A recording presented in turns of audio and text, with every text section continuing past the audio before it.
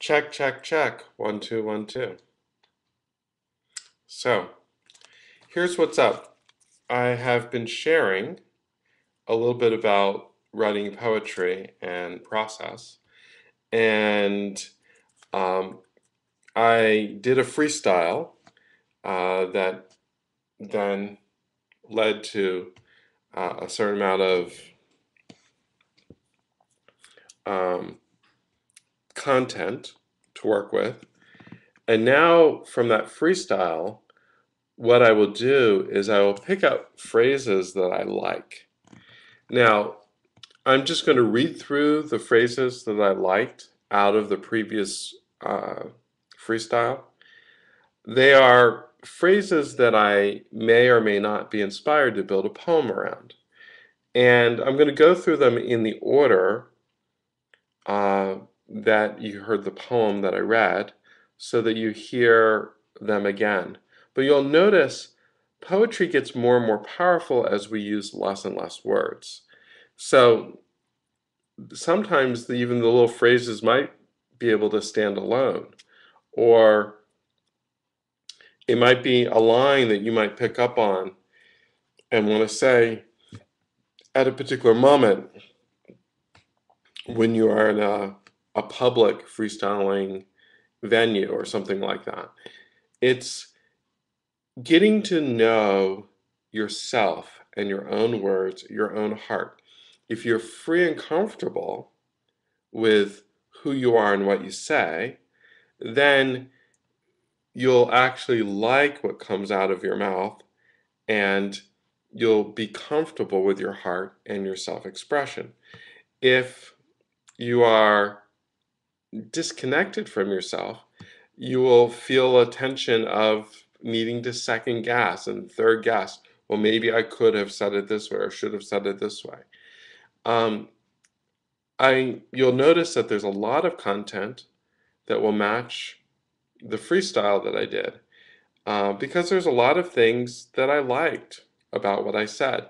Now, I think that the quality of communication was really clouded by the quantity, and it will still be true in this video that this is a lot of quantity of phrases. I use these little cards.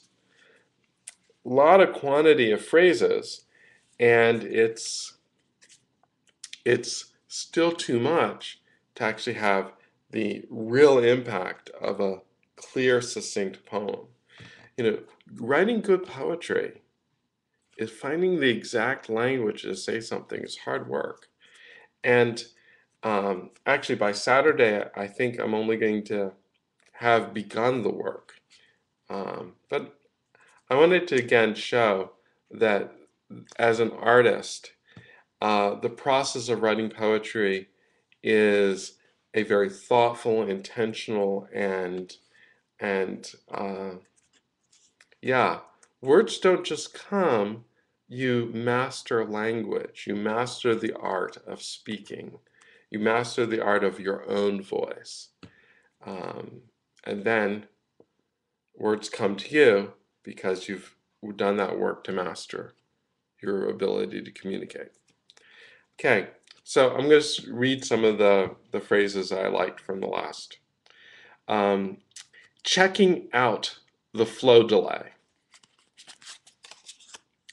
Entrenched in an intergenerational reality, immersed in synthetic fiction of wires, steel, and stone, dependent on the very machines we made. No wonder it is difficult to love. Patience? Nothing takes time. We live on microwavable delights and shake and bake realities. It takes time to understand the mystery of another. And I want to somehow show you that I have these cards in front of me. Okay. We are occluded even to ourselves in this electronic age. The intention to dream has been lost to the immediacy of the big wow. Ungodly amounts of space. Can we hear the desert fathers retreating from us into their caves, telling us, what you live, this is not living? Instead of looking for holiness, we have embraced the seven deadly and wondered why we have not found a love strong enough to build what really matters: friends, family, a future that we care about.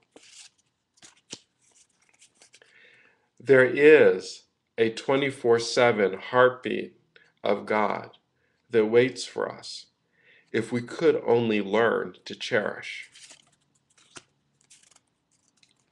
Learn to cherish anything worth cherishing. Boredom is because you have been overstimulated. The advertisers know only when you are not satisfied will you end up living for their pocketbooks. It is my prophecy that the meek will inherit the earth. But I did not say this. I'm only mimicking the words of someone wiser than myself. May you love and find freedom. I like that last line.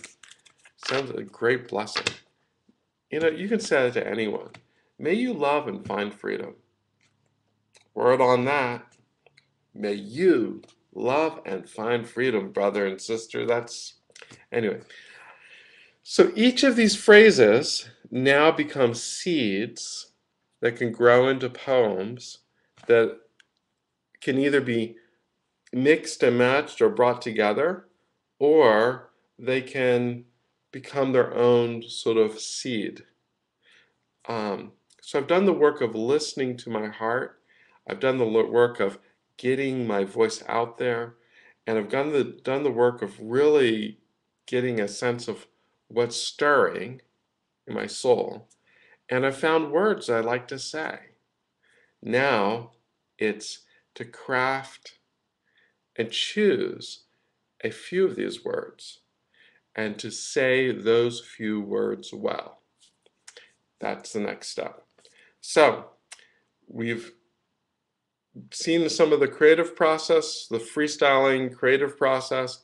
Now you've kind of seen some of the bricks and mortar of building something, and now we go to the harder work of restricting and confining and reducing and choosing one seed, one nugget to refine and to turn it into the precious metal of words that it can be. But anyway, there we are. Hope you enjoyed this.